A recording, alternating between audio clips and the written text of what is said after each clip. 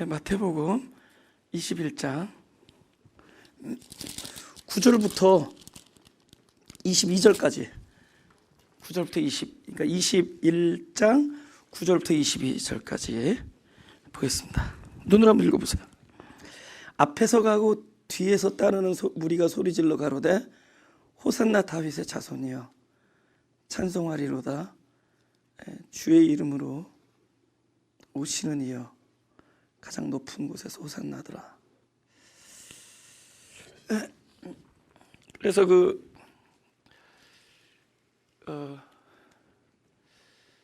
우리가 사역을 할 때 빛의 자리에서 어둠을 향하기가 쉽잖아요. 우리가 사역을 하게 되면, 그죠? 근데 사실은 그게 아니라는 거예요. 그 어둠의 자리에 같이 내려가 있는 건다.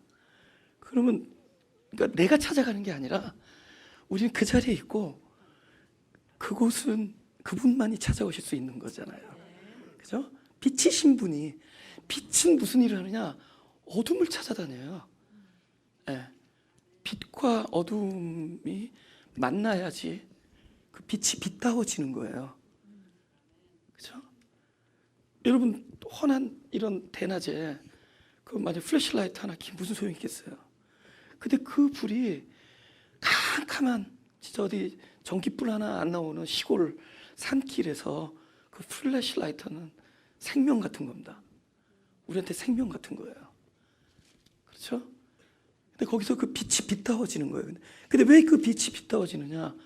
어둠이라는 그릇에 찾아왔기 때문이에요. 그래서 빛은 어두움에. 근데 그 그리스도는 그 우리들의 부르짖음의 앤서예요. 그러니까 여기 이들이 불렀잖아요. 뭐라고 부르죠? 호산나 부르는 거예요. 호산나 뭐냐면 일단 무엇부터 무엇을 그러니까 전제하고 가느냐? 나는 구원이 필요한 사람입니다. 그거를 전제로 하고 시작하는 거예요. 그러니까 우리를 구원하소서. 그러니까 이 사람은 어디 있는 거예요? 현재 어둠의 자리에 있는 거고, 흑암의 자리에 있는 거예요. 그렇죠? 야, 너희들 여기서 빨리 나와서 광명한 곳에 나가서 나랑 손잡고 이 빛을 전하자. 그러지? 그거 아니에요. 내가 있는 곳에서 우리는 부르짖는 겁니다. 예? 진짜 구원이 필요한 사람인데 우리는. 예. 제가 오늘 몇 분하고 이렇게 같이 식사도 하면서 얘기했지만 저도 초창기에는 굉장히 개혁을 부르짖었다는 거죠. 아주 교회 곧 6월달이면 15년이 되는데 막 개혁을 부르짖었다는 거죠. 어느 하나님이 뒤통수를 때리면서 나의 개혁의 대상은 너다 이렇게 얘기하시더라고요. 나의 개혁의 대상은 너다. 그 깨달았어요. 내가 진짜 개선되어지고 개혁되어지고 내가 더 성숙해지면은 그보다 더 큰 개혁이 없어요. 그때부터 모든 프레임 다 내려놨어요. 모든 목적, 뭐 플랜, 뭐 비전, 뭐 이런 거 다 내려놨어요. 그냥 내가 하나님 안에서 그냥 그분의 인도하심으로. 그래서 할렐루야.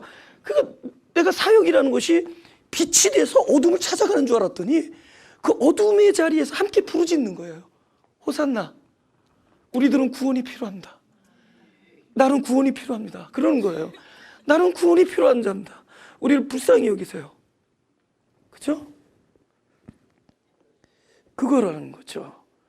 예. 근데 그 빛은 반드시 우리의 부르짖음에 대해서, 그리스도는 우리의 부르짖음에 대한 응답이라도요, 공허한 자리에서 부르짖으면 충만으로 오시는 거고, 흑암의 자리에서 부르짖으면 빛으로 오시는 것이고, 악의 자리에서 부르면 선으로 찾아오시고, 사망의 지점에서는 생명으로 찾아오시고.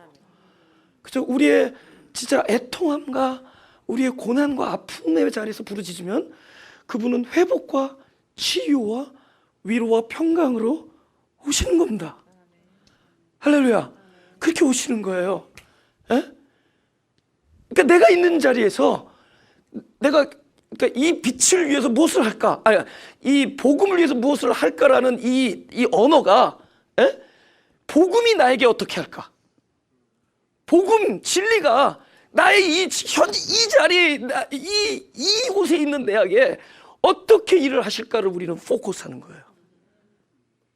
아시겠어요? 우리가 이 복음을 들고 어떻게 할까가 아니라 내가 있는 지점에서 복음은 어떤 일을 할 것인가? 그리스도는 무슨 일을 할 것인가? 그 얘기 제가 늘 하는 얘기 있잖아요. 아까도 식사다 그 얘기 했어요. 바뀌었다고. 내 인생의 주어가 바뀌었다고. 내 인생의, 그래서 내가 몇 가지를 쫙 얘기해 줬더니요, 그분이 딱 그 중에 하나만 좀 빌려가잖아요. 내가 뭐라 했냐면 내 묘비에다 이렇게 쓰랬죠. 하나님이 용서한 사람, 하나님이 보살펴 준 사람, 하나님이 기다려 준 사람, 하나님이 가슴에 꼭 껴안아 준 사람, 하나님이 죽을 때까지 이 땅에 묻힐 때까지 사랑해 준 사람, 그 사람이 여기에 누워 있습니다. 잘 기억했다. 제대로 좀 써주세요. 우리는 끊임없이 내가 주체가 되어서 무엇인가를 하나님을 위해서 하는 자인 줄 알았더니 결국 우리 신앙의 출발은 바로 이 사람들처럼 부르짖되 진짜 사랑이 필요하고 도움이 필요하고 구원이 필요한 사람 납니다. 아멘. 우린 부르짖는 자로 출발하는 거예요. 예수님이 예루살렘 입성에 그들은 부르짖음으로 시작하고 그 부르짖음에 대한 응답이 결국은 주님 십자가예요. 그리고 지금 그분이 우리에게 성령으로 오신 것이고. 예. 할렐루야. 10절 읽겠습니다. 예수께서 예루살렘에 들어가시니 온 성이 소동하여 가로되 이는 누구뇨 하거늘 무리가 가라되 갈릴리 나사렛에서 나온 선지자 예수라 하니라.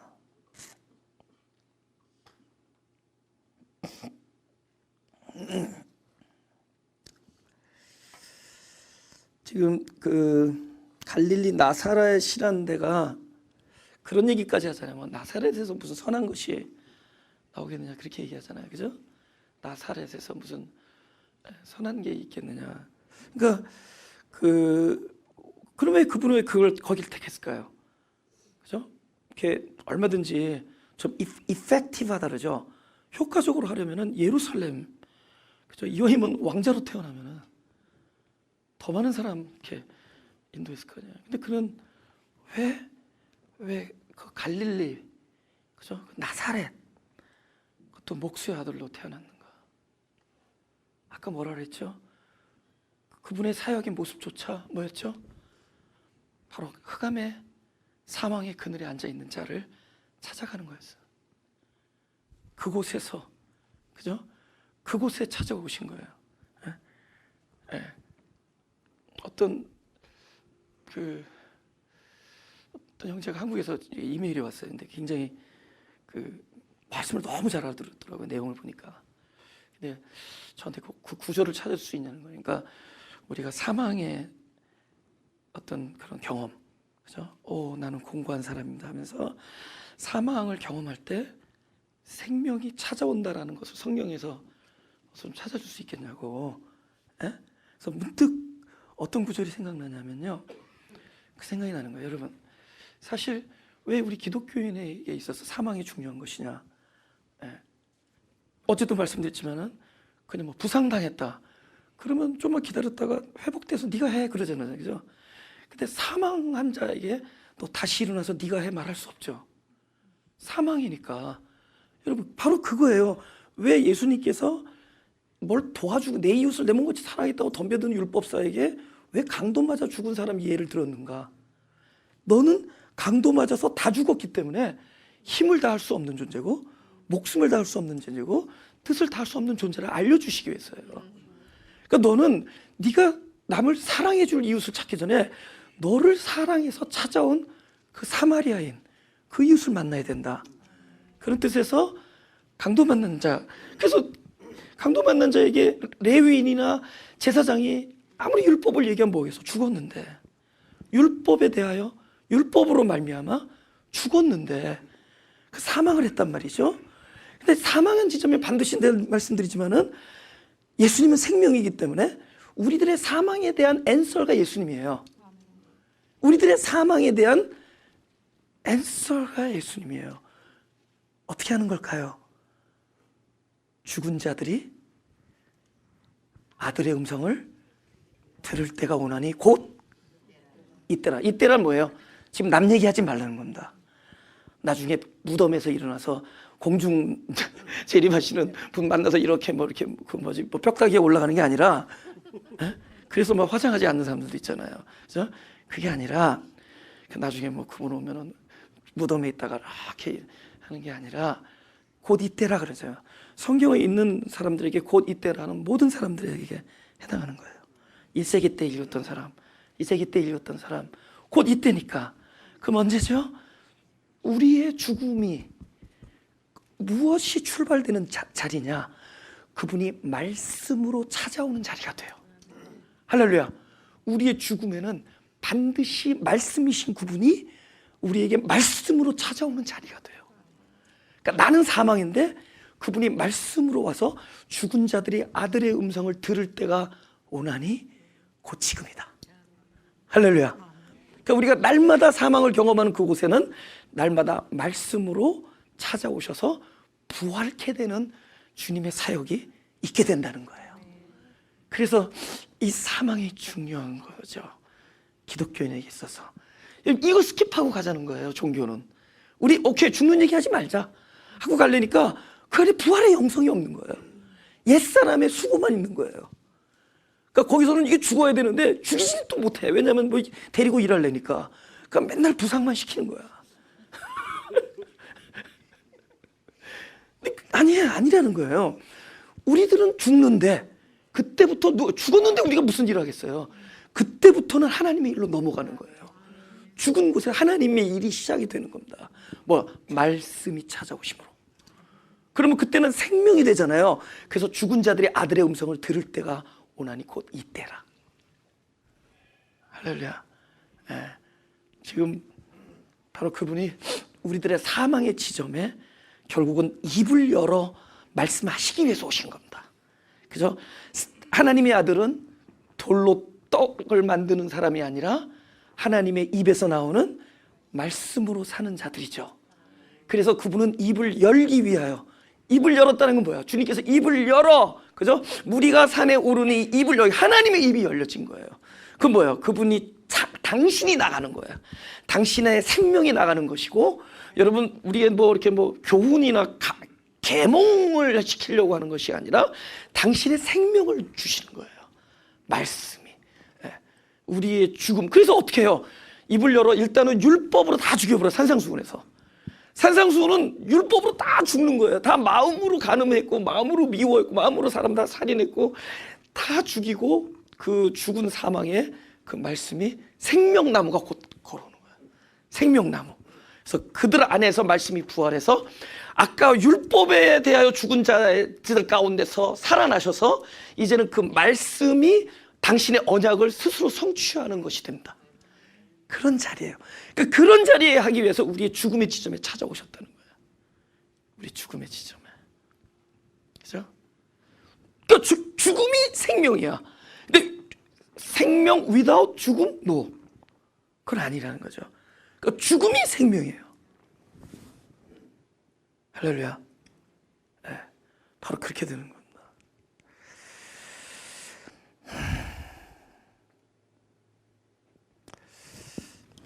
오케이. 12절 읽겠습니다. 12절. 예수께서 성전에 들어가사, 마태복음 21장 12절. 예수께서 성전에 들어가사 성전 안에서 매매하는 모든 자를 내어 쫓으시며 돈 바꾸는 자들의 상과 비둘기 파는 자들의 의자를 둘러 엎으시고 저에게 이르시되 기록된 바 내 집은 기도하는 집이라 일컬음을 받으리라 하였거늘 너희는 강도의 구려를 만드는도다 하시니라. 근데 그 와중에 또 이게 나오죠. 14절. 소경과 전원 자들이 성전에서 예수께 나오매 고쳐주시니, 이제 이렇게 나옵니다. 그죠? 여러분, 강도, 절도, 어디서 나오는 단어였죠? 양의 우리에서 거기가 목자가 있고 강도 절도가 나왔죠. 그렇죠? 여러분, 만약에 제가 저희 교인들, 지금 우리가 교회가 이제 개척한 지 15년 됐는데 전 진짜 이 기도는 한 번도 안 해본 적이 없거든요. 제가 만약에 이렇게 기도했다면은, 제가 막 교회가 재정이 어렵다고 그러죠. 하나님, 교회가 도와줄 사람 그만 보내주시고 교회를 도와주는 사람을 보내주세요 라고 얘기했다면, 그곳은 목자가 있는 곳이 아니라, 목자의 마음이 있는 곳이 아니라 강도의 마음이 있는 곳이죠. 생각해 보세요. 그죠? 아니, 그러니까 우리 그런 기도도 함부로 하면 안 되는 거예요. 예를 들면 교회 일꾼을 보내달라. 그것도 강도 심리예요. 교회가 일해서 겨우겨우 살려낼 수 있는 사람을 보내달라고 기도한다면 그건 누구의 마음이겠어요? 그렇지 않겠어요? 물론 그 일에 같게 일할 동역자들과 일꾼들을 보내주시겠지만, 우리가 교회에 일꾼을 보내달라. 예를 들면 저 교회가 재정이 어려운데 좀 다운타운에서 잘 나가는 사람들도 좀 보내. 왜 망한 다음에 오시는지 모르겠다고. 그거는 보세요, 양을 잡아먹거나 팔아먹겠다는 뜻이잖아요. 두 가지 우리가 있단 말이야.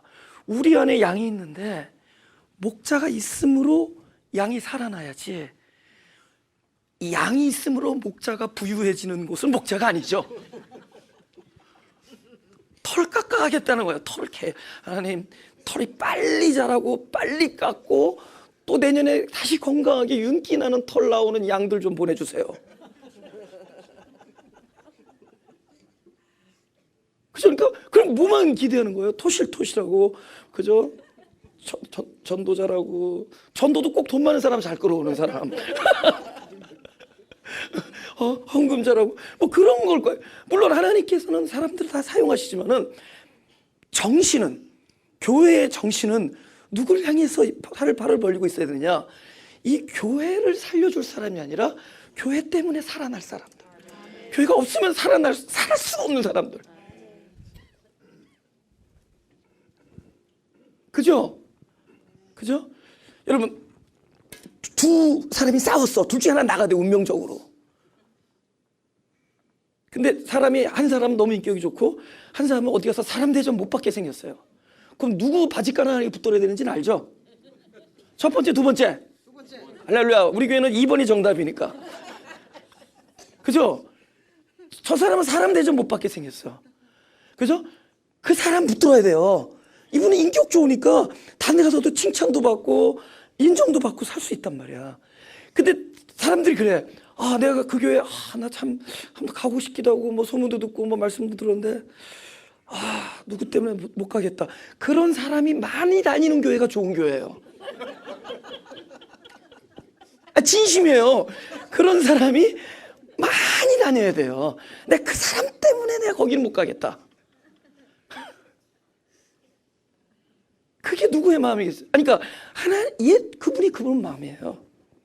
그러니까 우리가 하나님을 위해서 우리의 무엇인가 발휘되어지는 사람을 선택한 것이 아니라, 당신이 붙잡아 주자면 도무지 인간 구실 못할 사람들을 선택하신 거예요. 그리고 지금 그래도 좀 인간스러워 보이게 만들어 주신 거예요. 하나님이 그렇게 선택하죠. 왜냐? 내가 그저 뭐 다름질한 사람도 열심으로 한 자도 아니고 원하는 자로 말미암도 아니고, 오로지 우리를 긍휼히 여기시는 하나님의 긍휼하심으로 우리를 부르셨단 말이죠. 그렇죠? 그러니까 다리 쩔뚝거리는 양, 그죠? 막 고름이 흐르는 양, 털이 막 안 자라는 양, 그런 자들을 위해 존재한다면 그것이 목자죠. 그곳이, 그죠? 목자가 계신 곳이죠. 네. 이 종교 안에 들어가 있으면은, 그죠? 그분의 마음으로 살아나는 게 아니라 사람들의 계획 안에서 사람들이 도구가 돼버려요. 근데 근데 그 계획 앞에는 계획 앞에는 뭐라고 써 있느냐? 비전. 그죠? 하나님의 뜻. 이렇게 써 있어요. 왜냐하면 선교 전도 하려니까 기지가 튼튼해야 된다는 거예요. 근데 기지가 안 튼튼해도 할 수 있어요. 할렐루야. 교회 렌트비 못 내는 교회가 더 많은 일 하는 거 어느 교회를 보면 알 수 있죠. 아니 그렇잖아요. 재정이 어려워서 못하는 거 아니에요. 재정이 어려워서 못하는. 제가 사실은 가능하면 이 LA를 좀 움직이고 싶은 거야. 그죠? 전국구를 거듭나기 위해서. 자꾸 뭐 어디서 오니까 뭐 얼반에서 오고 뭐 리버스에서도 오고 뭐 롱비치 막 나오잖아요. 따오세 오고 이러니까 좀 교통이 좋은 여기 약간 저쪽으로 가고 싶어. 근데 가려니까 제일 많이 제 마음에 걸리는 게 이 안에서 함께 그나마 그 마가교회 그 그늘 밑에서 그래도 함께 따뜻한 온정 속에서 같이 있는 이 20몇 개 단체들이 마음에 걸리는 거예요. 에? 뭐 물론 하나님 때가 돼서 우리를 이사하게 하면 이사하겠지만은 제일 먼저 그게 마음에 걸리는 거예요. 예. 그들은 지금 이 퍼실리티 안에서 얼마나 나름대로 기쁘게 당신들 사역을 잘하고 있냐고 그러는 거죠. 근데 그러면 여기가 뭐 돈이 많은 교회냐고. 그렇죠? 돈이 뭐 남냐고. 오케이, 우리의 소원은 통일이 아니라 한번 플러스 1불이라도 한번 잔고가 남아봤으면 좋겠어요. 아니 어떻게 그럴 수 있어. 하나님 15년 동안 항상 마이너스 5%야. 그래도 난 신기한 거예요. 그래도 아직도 멕시코 교회 우리가 매달 헌금해요. 4천 스퀘어피트를 그냥 쓰게 해주고 자동차도 한 대 사주고 드리고. 여러분들 대단해요. 저것만 있으면 되는 거예요. 저것만 있으면 되는 거예요. 이 안에 목자이신 그리스도만 계시면 돼요. 할렐루야. 이 안에 목자신 그리스도가 있으면 돼요. 그게 성전이에요. 그러니까 성전이 아닌 거예요. 더 이상. 아시겠어요?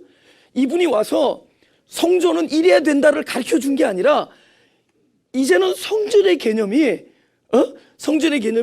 너희들이 와서 이렇게 뭐 제사하는 어린 양들을 피를 뽑아서 거기 성소에 들어가서 하는 그 눈에 보이는 가시적인 성전이 아니라 바로 그분이 성전인 거예요.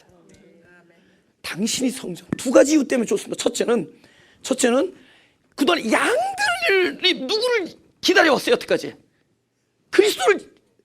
근데 이제는 진짜 곧 며칠 있으면은 진짜 세상 죄를 지고 가는 어린 양이 되실 그분. 내가 양이다. 그래서 그림자인 양들을 다 내쫓는 거예요. 그림자야. 내가 양인데. 그래서 진짜 세상 죄를 지고 가는 어린 양이 오셨고 곧 며칠 있으면은 어린 양으로 올라가서 피를 흘리실 거예요. 그 다음에 또 왜 내쫓았느냐? 이곳은 성전이 더 이상 아니다라는 거예요. 성전이 바로 그 어린 양이신 그리스도가 성전이에요. 할렐루야. 율법으로 세리완이 목이 베어지고 인자가 머리 둘 곳이 없었던 그분이 바로 베어진 목 위에 머리를 오셔서 곧 그리스도가 머리가 되신 참된 성전이 다른 곳이 아니라 사람들의 심령 안에서 성전을 만들기 위하여 이 순간이 출발되어지는 겁니다. 할렐루야. 더 이상 보이는 곳이 아니기 때문이에요. 계시록 21장 22절 보겠습니다.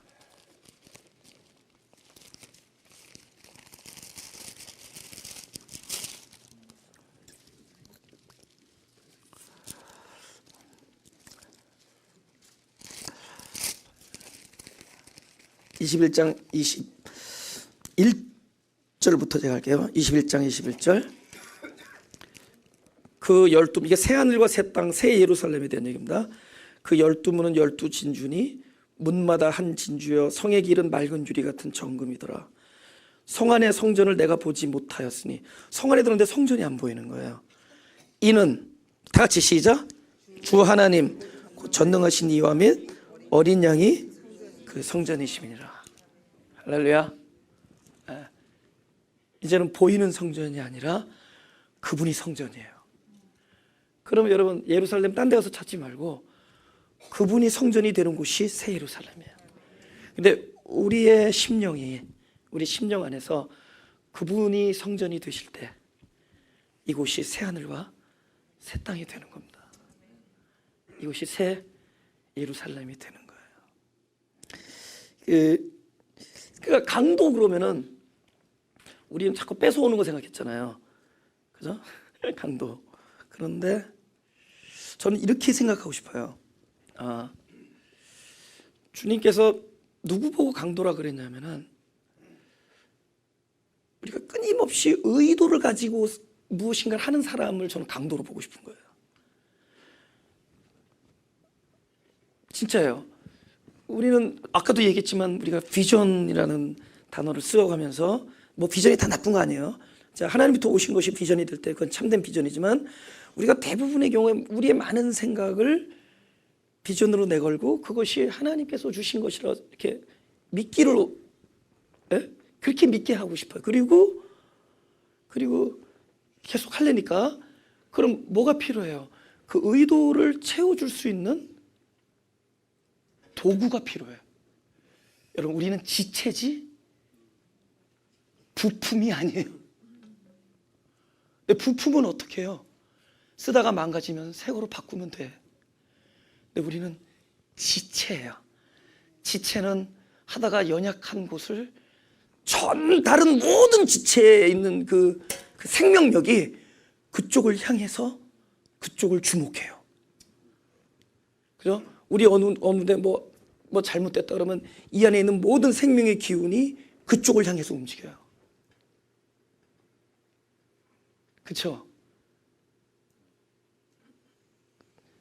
제가 뭐 집에서 잔디 아빠라는 별명이 있는데 잔디를 되게 사랑해요. 저는 이 도시가 아니라 먼데 시골에 살기 때문에 잔디가 있습니다. 그리고 잔디 보면은 파릇파릇 잘 나는 데는 난 상관 안 해요. 근데 무슨 누렇게 뭐 계란 노른자처럼 되는 부분이 있어요, 요새. 옆엔 파란데 막 속상한 거예요. 그럼 아침 일어나자마자 맨날 고기를 쳐다봐. 너는 왜 어쩌다 이렇게 황금빛이 됐느냐 하면서 막 아이고 네이고 하면서 막 만져줘요. 그럼 내 온갖 정성을 어디다 쓰느냐? 우리 집 잔디 중에서 가장 허약한 곳을 내가 사랑하게 해. 그렇죠? 근데 우리가 무슨 의도를 가지고 살면은 진짜예요. 내가 이 잔디를 처음엔 그랬습니다. 진짜 잔디를 사랑하기 전에는 처음에는 뭐 잘못되고 있으면 삽으로 퍼내가지고 저기서 사드 사다가 딱 갖다 놓고 했었어요. 요새는 더 이상 안 해. 그거는 알게 됐어. 이것도 견디고 물 주고 그러면 언젠가 다시 살아나는구나. 그걸 알게 됐어요. 우리 집을 파랗게 보이려는 의도를 가지고 하려니까 더 이상 이 잔디가 소중하지가 않아. 잘못된 데는 떼어버리는 거야. 무슨 뜻인지 알죠? 건강한 것들을 함께 뭘 할 수 있는 자들을 찾아. 우리는 부품이나 도구가 아니라 우리는 그분의 생명 머리로 한 곳에 붙어있는 지체들이야. 우리는 연약해도 붙어있고 우리는 때로는 뭐가 이렇게 뭐 장애가 돼도 붙어있고 우리는 진짜 그 생명들이에요. 강도 그 의도를 가지니까. 그죠? 개혁이라는 것도 저는 개혁이라는 의도를 가졌어요. 개혁이라는 것도 의도가 되니까 하나님이 기뻐하지 않으세요. 그러니까 이제 그 내려놓게 돼. 뭐 개혁 이런 것도 없어지고 뭐 무슨 이 교회의 어떤 방향 이런 것도 없어져요. 그냥 하루를 살아가는 거야. 하루를 그분 품 안에서 살고 그분이 용서해 주면 용서를 입고 그분이 껴안아 주면 껴안아 줌을 입고 그분이 나를 뽀뽀해 주면 그분의 그거를 그분의 음성을 들려주면 음성을 들으면서 하루하루를 사는 거예요. 할렐루야. 예. 하루를 사는 거예요. 예? 근데 그분은 그분의 일을 하고 계시는 거예요. 그분은 일을 하고 계신 거예요. 그분이 목자이시기 때문에. 예. 근데 우리가 의도를 갖는 순간에 우리는 이곳을 강도의 소굴로 만들어 버리는 거예요. 이곳을 강도의 소굴로 만들어 버리는 거예요. 그러니까 팔아먹을 양만 지금 주시하는 거예요. 저건 참 저희는 한타스는 전도하겠다, 저 양은. 그죠? 막 전도 잘하는 양, 그죠? 봉사 잘하는 양. 물론 감사하죠. 아주 감사하죠.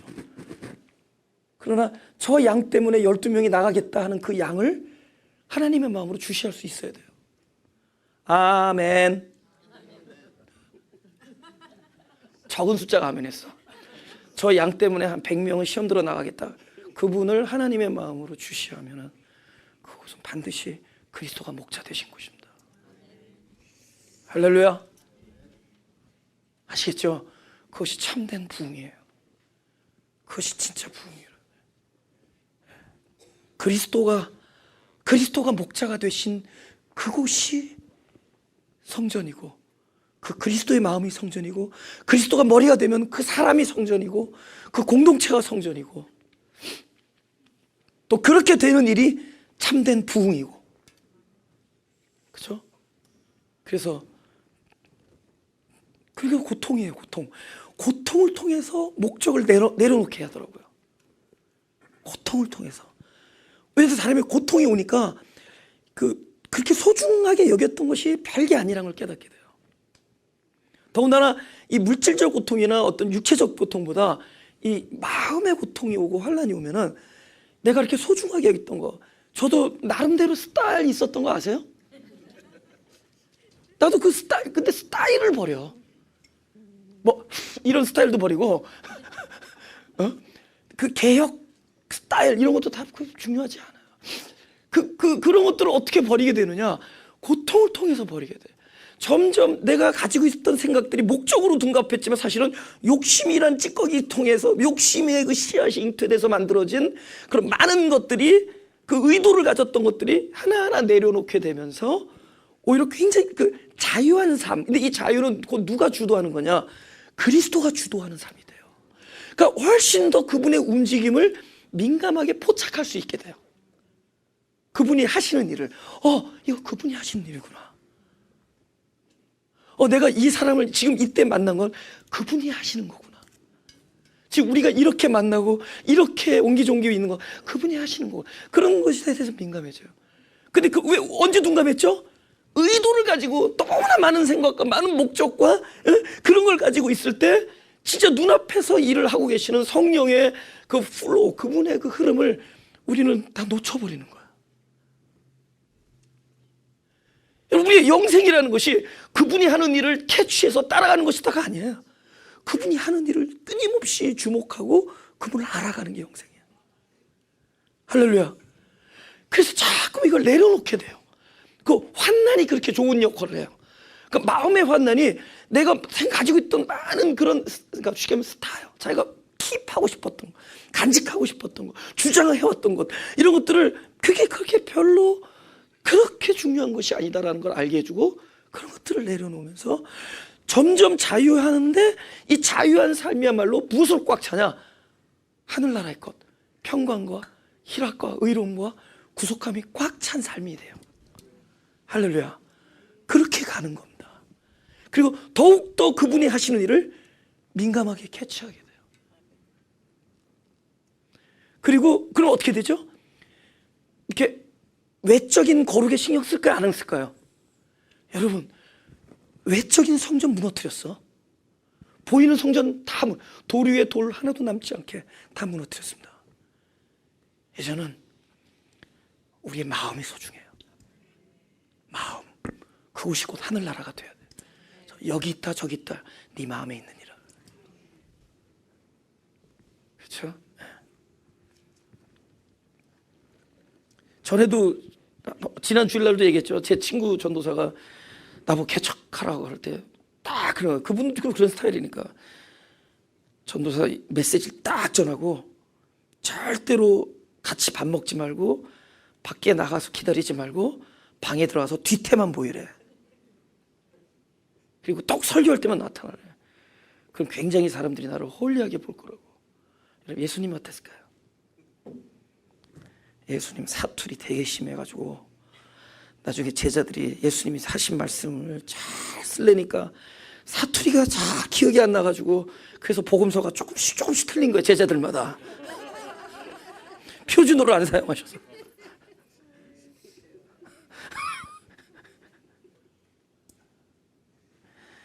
내가 싸게 말하는데 이거를 진실로 이렇게 된 거예요. 2번 한 겁니다. 그분이 그들의 자리에 내려갔단 말이에요. 그 거룩하신 분이 그들과 함께 있는 것이 진짜 거룩이란 걸 얘기해 줬어요. 그래서 죄인과 세리와 창기가 따라다닐 수 있을 정도로, 그죠? 자기 자신을 다 벗어버린 거예요.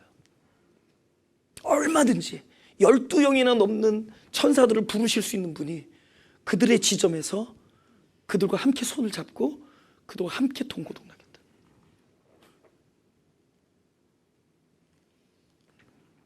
그렇죠?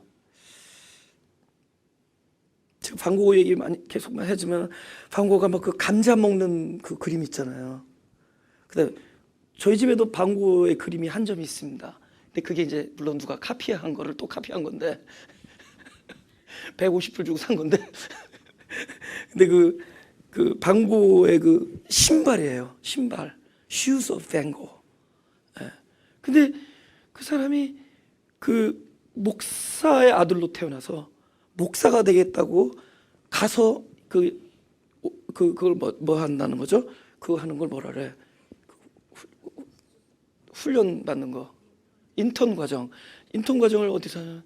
그 광산으로 갔는데 그 광산에서 일하는 사람들의 라이프 속에 막 그것이 너무 아름다워 보이는 거예요. 그래서 그들의 입는 옷을 입고 그들이 쓰는 용어와 그들의 입는 그 신발, 그들이 먹는 음식, 그들과 함께 밥을 먹었어요. 근데 성직자의 권위를 떨어뜨렸다고 결국은 목사가 못 됩니다. 강도들은 그렇게 보는 거예요. 그리스도는 그렇게 안 보지만 강도들은 그렇게 보는 거예요. 우리 성직자들의 체면을 구겼다는 거죠. 결국 그가 그 설교를 그림으로 하게 됩니다. 그래서 그분의 그림은 전부 설교예요. 특별히 어떤 설교죠? 인카네이션, 성육식 하신 그분의 마음이 거기에 있어요. 그렇죠? 그 그림 교육도 제대로 못 받은 사람이, 그죠? 그 마음으로 그린 거예요. 예수님께서 이 성전을 척결하신 이유는 야 여기서 장사하지 말고 기도만 하라 이 뜻이 아닙니다. 바로 기도는 어디서 이루어지는 거냐? 우리들의 가난한 심령 속에서 이루어지는 거거든요. 나는 할 수 없다 해서 출발했고 구원이 필요한 사람은 나였고 그래서 그 부르짖음이 기도가 될 때, 할렐루야, 그 부르짖음이 나의 기도가 될 때 그것이 성전이라는 거예요. 우리가 무엇인가를 하나님을 위해서 해드린, 물론 하나님께서 사명과 저 은사와 많은 사람들을 부르셨지만은 일단 우리의 본질, 나의 진정한 태도는 어디서 출발되느냐? 그죠? 그분이 목자이시고 우리는 부르짖는 자, 호산나 나를 구원하소서, 주의 이름을 부르는 자, 하나님의 이름과 어린 양의 이름을 부르는 자, 만군의 여호와 이름을 부르는 자, I'm the one who need help. 나야말로 도움이 필요한 자야. 그죠? 나야말로 구원이 필요한 자. 나를 불쌍히 여기소서의 부르짖음. 그것이 우리의 기도가 될 때 그 부르짖음에 대해서 그리스도는 항상 앤서가 되어 주실 겁니다. 할렐루야. 그 부르짖음에 대해서 그분이 앤서가 될 거예요.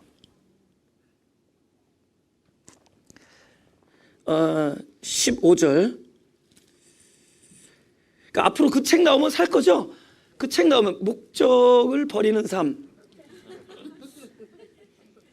부정의 힘 꼭 사세요. 제가 책을 쓸 거니까 부정의 힘과 목적을 버리는 삶. 그 책 히트하면 나부터 그때는 목사님 될지 몰라요. 목적이 사라진 사람.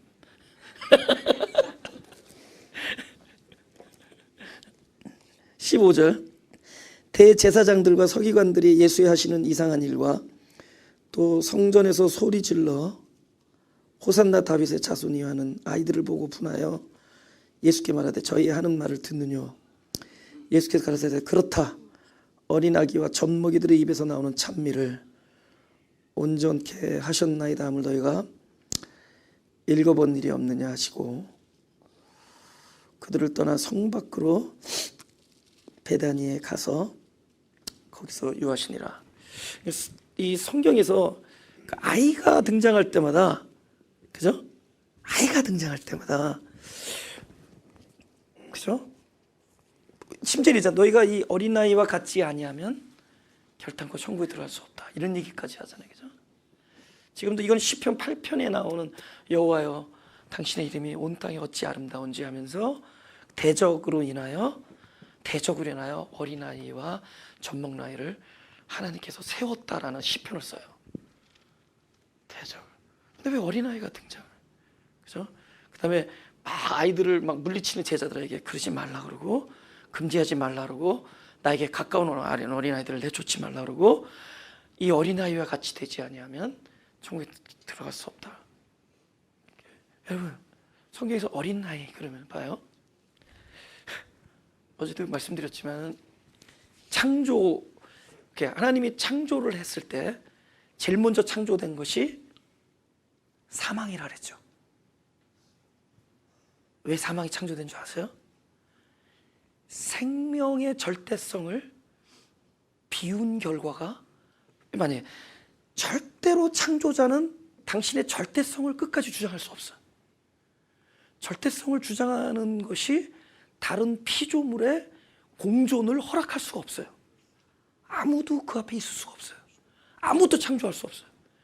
그래서 절대적인 그분이 유일무이한 이 세상에 당신만 존재해야 되는, 그러니까 독존하실 수 있는, 독존해야만 되고 독존하셨던 그분이 당신의 그 절대적인 그 포지션, 이 모든 것을 비운 결과로 다른 것들이 생겨나는 거예요. 근데 그게 결국 사망이에요. 그 사망은 무엇이냐면 하나님이 당신을 포기하고 희생함으로, 비우심으로 얻어낸 겁니다. 그 사망이 아담이라 그랬죠. 아담의 실존이 바로 사망이에요. 그것이 흑암과 공허와 혼돈으로 표시되고, 하나님이 태초에 천지를 창조하시니라 하면서 흑암이 있고 혼돈하고 공허하며, 이것은 뭐야? 전부 창조된 거예요. 아담의 실존을 이야기하는, 곧 사망입니다. 그러나 이 사망은 살려낼 거예요. 어떻게 살려내죠? 그 생명이 사망에 찾아가서 연합함으로 온전케 만들 거예요. 그래서 창조하고 만드는 거, 형상으로 창조하고 모양으로 만드시면서 당신의 뜻을 이루시는 것이 구원이고 영생입니다. 할렐루야. 그러니까 어디까지 내려오느냐? 그 사망의 자리까지 내려오셔요. 무엇을 내려오는 줄 아세요? 가장 큰 자가, 가장 크신 자가 그 지점에 왔다면 그분은 뭘로 온 거예요? 가장 작은 자로 오신 거예요. 그래서 그분은 바로 가장 작은 자가 되지 아니하면, 바로 그 그리스도, 그 생명으로 거듭나지 아니하면 그곳은 천국이 아니다. 우리가 천국이라는 게 뭐예요? 그리스도가 나의 생명이 되는 게 천국 아니겠어요? 할렐루야. 바로 그 어린아이와 같이 되는 겁니다. 된다, 그죠? 기노마이, 그죠? 헬라어로 그 존재가 되는 거예요. 예. 여기 그는 바로 그 어린아이, 그 작은 자들, 구원의 출발, 성육신의 개요, 거기에서부터 그분은 호산나 찬양 소리와 함께 구원의 깃발을 드는 거예요. 지금 예루살렘 입성이잖아요, 그죠? 우리 무화과 저주 조금만 하고 가죠, 그죠? 무화과 이른 아침에 18절, 이른 아침에 성으로 들어가실, 이게 다 연결되기 때문에 그래요. 이른 아침에 성으로 들어오실 때 시장하신지라 길가에서 한 무화과 나무를 보시고 그리로 가사 잎사귀밖에 아무것도 얻지 못하시고 나무에게 이르시되 이제부터 영원토록 내게 열매가 맺지 못하리라 하시니 무화과 나무가 곧 마른지라. 오케이? 이건 이제 난해한 구절이에요, 성경에서. 예수님이 왜 그러셨냐는 거예요. 그러기 4월 달인데 물론 4월 달에 열매가 열리는 것도 있지만 대체적으로는 안 열려요. 근데 왜 갑자기 가가지고 너 열매를 먹으려는데 열매가 없다고 내게서 영원히 열매를 맺지 못한다는 얘기를 왜 하셨을까요? 우리가 요것만 찾아보면 로마서 7장 4절.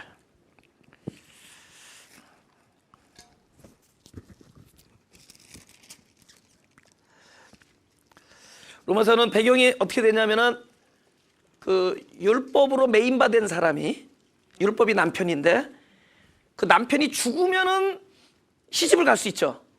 근데 죽지 않은 상태에 시집 가면 뭐다? 음부다. 그죠?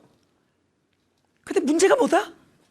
남편이 산삼을 먹어서 안 죽는다예요. 그래서 7장 4절에 결론을 맺어요. 내가 죽음으로. 율법에 대하여 내가 죽음으로야. 그렇죠? 그래서 7장 4절입니다. 그렇죠? 7장 4절 제가 읽겠습니다. 그러므로 내 형제들아, 그렇죠? 너희도 그리스도의 몸으로 말미암아 율법에 대하여 죽임을 당하였으니 이는 다른 이 곧 죽은 자 가운데서 살아나신 이에게 가서 우리로 하나님을 위하여 열매를 맺히게 하려 함이라. 이거 위하여라는 번역은 조금 엇곡을 당한 거라고 지난 로마서 강의 때 얘기했습니다. 그죠? 그런데 여기 뭐라 하냐면 죽었는데 어떻게 죽은 자들 가운데서 살아나신 이에게 갈 수 있었을까? 오케이. 죽은 자들 가운데서 살아나신 이가 말할 때 그 죽은 자들이 누구예요? 나죠?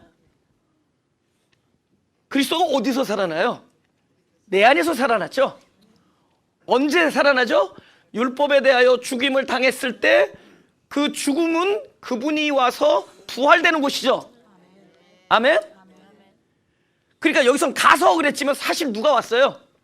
그분이 오셨죠. 에? 성경에서는 내가 그리스도 안에, 그리스도가 내 안에, 다 똑같은 얘기입니다. 말씀이 내 안에 계시면 되는 거예요. 말씀이 안에 있으면 되는 거예요. 우리가 입체적으로 생각하지 말라는 거죠. 그러니까 죽은 자들 가운데서 살아나신 이에게 죽은 사람이 어떻게 가겠어요? 결국은 그분이 내 죽음의 곳에서 살아나요. 할렐루야. 그 다음에 아까 얘기했죠? 죽은 자들이 누구의 음성을 들을 때가 오나니? 아들의 음성, 그죠? 죽은 자들이 아들의 음성을 들을 때가 오나니 곧 이때라 그러죠? 그럼 그분은 우리들의 율법의 앞에서의 우리 어떤 그런 뭡니까? 우리의 존재적 죽음이랄까요? 우리 막 존재가 막 고백하는 거예요. 율법 안에서 날마다 죽고 그곳에서 찾아오셔서 생명이 되어주시고 부활이 되어주시는데 그 찾아오신 그분이 곧 뭐예요? 하나님의 입이 열어져서 나오시는 말씀이시죠. 말씀이 그분이시죠. 그 상태를 죽은 자들이 아들의 음성을 들을 때가 오나니 곧 이때라 이거죠. 우리들의 죽음의 지점은 곧 하나님의 아들의 음성이 나에게 찾아오는 지점이 되겠죠. 여러분, 우리가 지식적으로 막 말씀 듣는다고 듣는 게 아니라 그 말씀은 반드시 언제야 생명이냐? 나의 죽음이 선포되어지는 지점에서만 생명이 돼요. 죽음에서 부활이 될 거 아니에요. 할렐루야. 말씀이죠. 무화과나무로 돌아가죠. 이 로마서에서 하나님께 이거 하나님을 위하여가 아니라 하나님께라고 얘기하는 거거든요. 하나님께 열매를 맺히는 일은 바로 내가 율법에 대한 죽음의 지점에 찾아오신 그분이 말씀하시면 열매 맺어지죠. 왜? 말씀이 생명이고 말씀이 그리스도이시고 말씀이 씨앗이죠. 우리는 영적인 밭입니다. 씨앗이 뿌려지면 밭과 씨앗이 연합되어 새 생명을 만들어요. 그것을 열매라고 하는 거예요. 할렐루야? 그러면 지금 그동안에는 무화과는 그동안에 유대인들이 그렇게 전통스럽게 자신하던 무슨 상징이냐? 그러니까 그 율법주의자들, 여태까지 우리가 모세오경을 통해서 하나님을 섬기고 율법을 잘 지킴으로 하던 그 율법자들이 말하는 그들의 종교를 말하는 겁니다. 그러나 그 종교는 입만 무성하지 절대로 생명의 열매를 맺을 수 없다죠. 그러니까 저주한 게 아니에요. 진리를 얘기한 거예요. 진리를 얘기했는데 그것이 생명으로 나타나면 축복이고, 그것이 생명이 안 되면 그게 심판이고 저주예요. 하나님 예수께서 할 일 없이 나무하고 이렇게 시비 걸고 그랬겠어요? 진리를 얘기해. 진리를 나무 하나를 딱 보고, 그쵸? 내가 지나가다 무궁화를 보고, 야, 너는 탁도 없다 그러면 뭐야? 우리 나라에 대한 마음 아픔을 나타내는 거죠. 내가 지나가다가 무궁화 꽃을 보고 대한민국, 뭔가 느낌이 좋은 거지, 이거. 느낌이 좋은 거죠. 그러니까 그 무화과 나무가 상징했던 그때 당시의 종교를 너희 종교로는 잎사귀는 무성하지만 열매를 맺을 수가 없다. 지금 열매는 무엇으로만 맺을 수 있죠? 당신이 입을 열어서 말씀하셔야만 되죠. 그러면 영영이 이것은 맺을 수 없고, 열매를 맺을 수 있는 것은 그분이 입을 열어 말씀하셔야 돼요. 이제는 열매를 맺을 수 있는 주체가 더 이상 종교나 성전이 아니라 보이시 아니하시는 그리스도 자신이 성전이 되시고, 그분이 입을 열어서 말씀하실 때마다 죽은 자들 가운데서 살아나서 새 생명을, 새 열매를 맺게 해주는 그 말씀이 결국은 그분의 우리들에 대한 앤서다. 그것이 그분이 입을 열어서 말씀이 되어줄 때, 그것이야말로 그것이 우리의 사망에 대한 그분의 반응이시고, 사망에 대한 구원이시고 앤서다라는 겁니다. 기도하겠습니다. 하나님, 구원이 필요한 자들이 여기 모여 있습니다. 목자이신 그리스도를 만나야지만이 회복되어지고 살아날 수 있는 사람들이 여기 모여 있습니다. 그래서 우리는 당신의 이름을 부를 때 우리를 구원하소서 호산나라고 외치지 않으면 안 되는 자들이오니, 우리들의 부르짖음에 당신이 생명으로 응답하셨듯이 지금 우리들의 부르짖음에 당신이 구원하심과 어린 양, 모든 영광과 모든 생명의 구원하심이 하나님의 보좌에 있는 어린 양으로 인함인 것을 아는 우리들이 되게 하여 주옵소서.